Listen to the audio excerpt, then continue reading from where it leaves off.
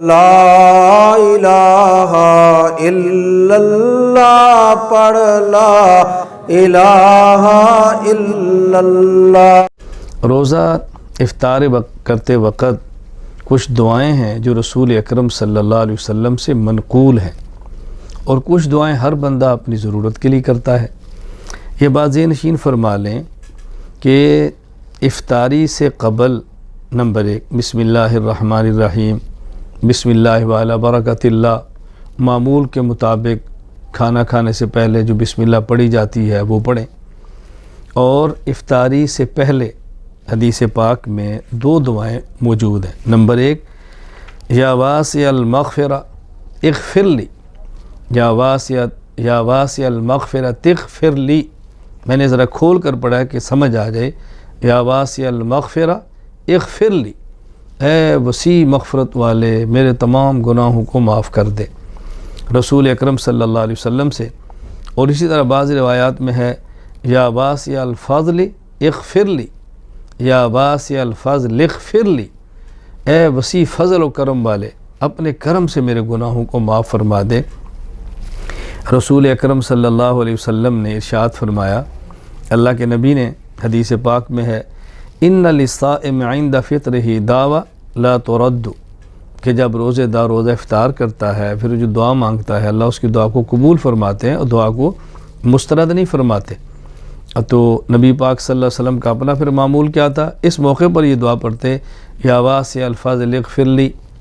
ایک حدیث پاک میں ہے نبی کریم صلی اللہ علیہ وسلم فرمایا ان لکل صائم دعوی، کہ ہر وہ شخص جو روزہ رکھتا ہے تو اس کو حق ہے وہ دعا بھی کرے۔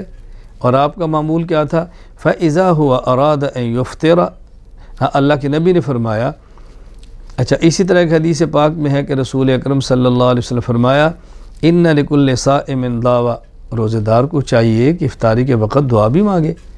اور کون سی دعا مانگے، فَإِذَا هُوَ أَرَادَ أَن يُفْطِرَ فَلْيَقُلْ عِنْدَ أَوَّلِ لُقْمَةٍ، جب افطاری کرے تو پہلے لقمے کے وقت یہ دعا مانگے یا واسع المغفرہ اغفر لی، اے مغفرت وسیع مغفرت والے اللہ میرے گناہوں کو معاف فرما دے۔ اب دیکھو حدیث سے صاف صاف معلوم ہو رہا ہے عند اول لقمہ، کہ یہ دعا بظاہر افطاری سے پہلے کی ہے۔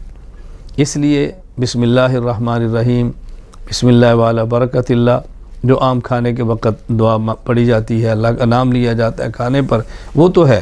باقی یا واسع الفضل اغفر لی، یا واسعۃ المغفرہ اغفر لی، یہ دعا بظاہر معلوم ہوتا ہے کہ افطاری سے پہلے کی ہے۔ باقی بعض دعائیں دوسری حدیث پاک میں موجود ہیں کہ جو قرائن اور دلائل سے معلوم ہوتا ہے کہ افطاری کے بعد کی ہیں۔ اس میں سے ایک دعا ہے اللہم لک صمت وعلی رزقک افطرت، ایک دعا ہے اللہم لک صمت وعلیک توکلت وعلی رزقک افطرت۔ اسی طرح حدیث پاک میں رسول اکرم صلی اللہ علیہ وسلم سے یہ دعا بھی منقول ہے ذہب الظمأ وابتلت العروق وثبت الاجر انشاء اللہ۔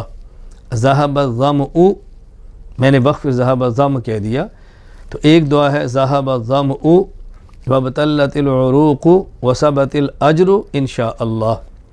تو یہ جو 3 دعائیں ہیں میں نے آپ کی خدمت میں پیش کی ہیں، یہ افطاری کے بعد کی ہیں۔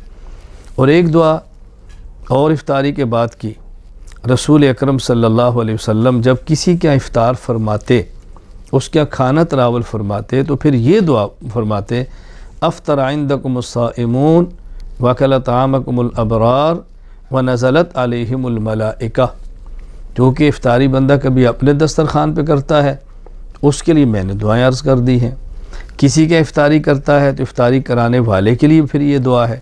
تو یہ دونوں قسم کی دعائیں آپ کی خدمت میں پیش کر دی گئی ہیں، اس کا خیال فرمائیں۔ اور اس موقع پر اگر اور کوئی دعا اپنی ضرورت کی بندہ کرنا چاہے تو افطاری سے پہلے کر سکتا ہے، یعنی کیونکہ 10 منٹ باقی ہیں، آدمی فارغ ہے، افطاری کے انتظار میں ہے، تو بجائے اس کے دنیاوی باتوں کے اندر لگا رہے، بلکہ اس موقع پر اہتمام کرے، دعا مانگے، دروشی پڑھ لے، تلاوت کر لے، کوئی ذکر اذکار کر لے، عبادات کے اندر مشغول رہے، تو کوئی بھی اپنی ضرورت کی دعا اللہ سے مانگے تو مانگ سکتا ہے۔ خاص وہ دعائیں جو رسول اللہ صلی اللہ علیہ وسلم سے منقول ہیں وہ میں نے آپ کی خدمت میں پیش کر دی ہیں۔ اللہم لک صمت وعلی رزقک افطرت، اللہم لک صمت وعلیک توکلت وعلی رزقک افطرت، ذہب الظمأ وابتلت العروق وثبت الاجر انشاءاللہ۔ یہ 3 دعائیں افطاری کے بعد جب افطاری اپنے ہاں کریں، جب کسی کیا کریں تو یہ دعا بھی 3 پڑھیں، اور ایک دعا مزید میں نے عرض کی ہے کہ وہ دعا بھی آپ پڑھیں، افطر عندکم الصائمون وکل طعامکم الابرار ونزلت علیکم الملائکہ۔ اور افطاری سے پہلے بسم اللہ الرحمن الرحیم یا بسم اللہ وعلی برکت اللہ، اور یا واسع الفضل اغفر لی یا واسع المغفرۃ اغفر لی، دونوں پڑھ لیں، ایک پڑھ لیں۔ بہرحال دعاؤں کا اہتمام کرنا چاہیے۔ اللہ تعالی ہمیں مسنون اعمال کرتے ہوئے زندگی گزارنے کی توفیق عطا فرمائے۔ وآخر دعوانا ان الحمد للہ رب العالمین۔